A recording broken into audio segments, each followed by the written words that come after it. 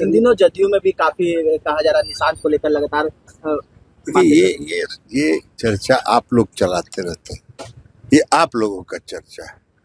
इस चर्चा को नमस्कार, पॉलिटिक्स में आप सबों का स्वागत है। और आज हम पॉलिटिक्स में बात बिहार की उस पॉलिटिक्स की करने जा रहे हैं जो पॉलिटिक्स संकेत दे रहा है कि जदयू में सब कुछ ऑल इज वेल नहीं है। और इस बार ऑल इज वेल की वजह ललन सिंह का वो लगातार बयान है, जिस बयान के सहारे उन्होंने संकेत दे दिया है कि आरसीपी हो चाहे निशांत हो, इनके पार्टी में आने को लेकर जो अटकलें लगाई जा रही है या पार्टी में आने को लेकर जिस तरीके से मोर्चाबंदी हो रही है उससे हम खासे नाराज़ हैं। और आज 2 दिन पहले जो उन्होंने कहा था और आज उन्होंने जो कहा है वो तेवर बता रहा है कि इस बार ललन सिंह आर पार के मूड में है। ज़रा उस 2 दिन पहले का उनका वो बयान सुन लीजिए और आज उन्होंने जो बयान दिया है, दोनों बयान को गौर से सुनिए और उस बयान के बाद समझा जा सकता है कि अब ललन सिंह जदयू के मुद्दे पर निर्णायक लड़ाई लड़ने के मूड में है। हालांकि नीतीश किसके साथ खड़े होंगे कहना मुश्किल है, लेकिन एक बात तो तय है कि ललन सिंह का आज का बयान वो संकेत है कि 38 वर्षों का रिश्तों का एहसास आरसीपी को दिला रहे हैं कि आपका रिश्ता 25 वर्षों का है, मेरा रिश्ता तो 38 वर्षों का है। तो ज़रा सुनिए उस दोनों बयान का। इन दिनों जदयू में भी काफी कहा जा रहा है निशांत को लेकर लगातार ये चर्चा आप लोग चलाते रहते हैं, ये आप लोगों का चर्चा है। इस चर्चा को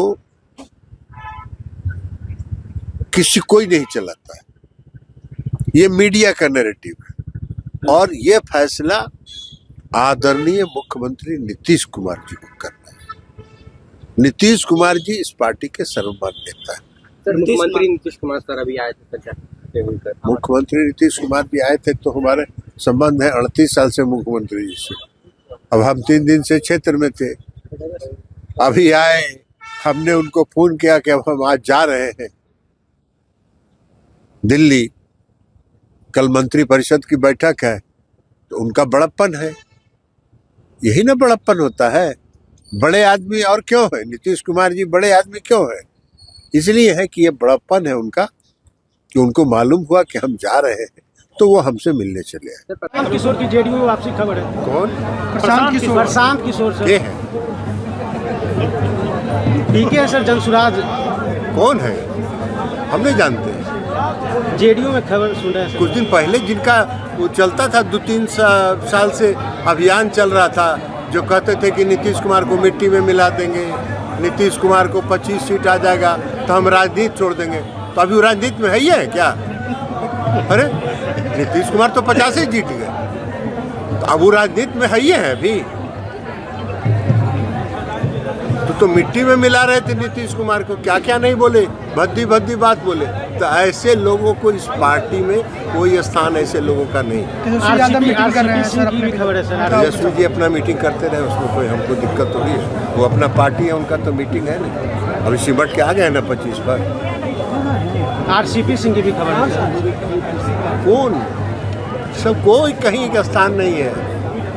72 से 42 पर पहुंचा दिए थे और इस पार्टी के जो समर्पित कार्यकर्ता हैं और बिहार की जनता ने फिर से नीतीश कुमार जी को 42 से 85 पर पहुंचा दिया। तो अभी 72 से 42 पर पहुंचाने वाले लोग फिर क्या करेंगे यहाँ के?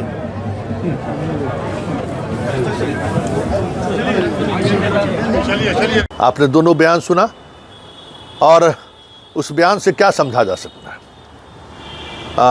और उस बयान के सहारे ललन सिंह साधना क्या चाहते हैं, क्योंकि आज बेटे के इशूज पर भी उन्होंने कहा कि ये पूरी तौर पर मीडिया के द्वारा फैलाई जा रही है और पार्टी नीतीश कुमार का है तो अपना वो तय करें, उनको फैसला लेने हैं। लेकिन निशांत को लेकर जिस तरीके की बेरुखी आज ललन सिंह के चेहरे पर देखने को मिला, उससे तो ये साफ लग रहा है कि निशांत के सहारे आरसीपी के लाने की जो कवायद चल रही है, उस कवायद को भी ललन सिंह अब निशांत पर सीधे सीधे अनदेखी कर कह सकते हैं कि अपनी इच्छा जाहिर कर दिया। तो मतलब साफ है कि आरसीपी की वापसी को लेकर 17 तारीख टला ही है, 27 तारीख भी टल जाए तो कोई बड़ी बात नहीं होगी। और कहने वाले तो यहाँ तक कह रहे हैं कि जिस मिजाज में आज नीतीश कुमार और ललन सिंह के बीच बातचीत हुई है, उस बातचीत में भी कहीं न कहीं ललन सिंह ने दो टूक कह दिया है कि क्या इस तरीके की खबरें आ रही हैं कि आरसीपी की वापसी हो रही है। हालांकि उस पर नीतीश कुमार की क्या प्रतिक्रिया रही ये अभी मीडिया के बीच उस तरीके से नहीं आया है, लेकिन ललन सिंह का बयान जिस तरीके से तमाम मीडिया हाउसों को पहुंचाया गया है, उससे तो साफ लग रहा है कि इस बार ललन सिंह आर पार के मूड में है। ऐसे में ये कहा जा सकता है कि बिहार जदयू के अंदर अब एक अलग तरीके की राजनीति आने वाले समय में आपको दिखाई दे तो कोई बड़ी बात नहीं होगी, क्योंकि एक चीज़ तो तय है कि आप नीतीश कुमार को कुर्मी जाति के सहारे या लवकुश के सहारे आप उनको एक फ्रेम में नहीं रख सकते। मतलब कहने वाले कहते हैं ना कि गांधी देश के नेता थे, बनिया का नेता नहीं थे। नीतीश कुमार इसी तरीके से बिहार के नेता रहे हैं, कुर्मी और कुशवाहा के नेता वो नहीं रहे। भले उन्हें लवकुश को लेकर बातें कही जा रही हैं, लेकिन इस बार जो सियासत हो रही है और जिस तरीके की सियासत हो रही है, उस सियासत के सहारे यही संकेत देने की कोशिश हो रही है कि जदयू और नीतीश कुमार कुर्मी की पार्टी है। अब इस नैरेटिव को लेकर जो माहौल बनाने की कोशिश हो रही है और बिहार स्तर पर खास करके पटना के जो जमात है, कुर्मी का जमात है, कुशवाहा का जो जमात है, जिसमें एक वर्ग है जो आरसीपी की वापसी चाहते हैं। हालांकि पार्टी के अंदर भी मनीष वर्मा हो चाहे श्रवण कुमार हो, ये लोग कहीं न कहीं इस अभियान के विरुद्ध हैं, लेकिन कहा जा रहा है कि संजय गांधी निशांत के सहारे आरसीपी की एंट्री चाहते हैं। अब देखना होगा कि होता क्या है, लेकिन एक बात तो तय हो गया कि अब आरसीपी को लेकर ललन का आज का बयान आने वाले समय में नीतीश कुमार का द्वारा आरसीपी की वापसी का फैसला मुश्किल तो है, क्योंकि कई संकट के मौके पर ललन सिंह की भी भूमिका रही है, पार्टी को बचाने से लेके पैसे तक मुहैया कराने में। जब जॉर्ज फर्नांडिस से विवाद हुआ था और चुनाव के दौरान हेलीकॉप्टर उड़ना मुश्किल हो गया था, उस दौर में कहा जा रहा है कि किंग महेंद्र को के सहारे ललन सिंह ने पूरे पार्टी के चुनाव खर्च का वहन सुलभ कर दिया था और उसी के एवज में किंग महेंद्र को दी गई थी राज्यसभा का सीट।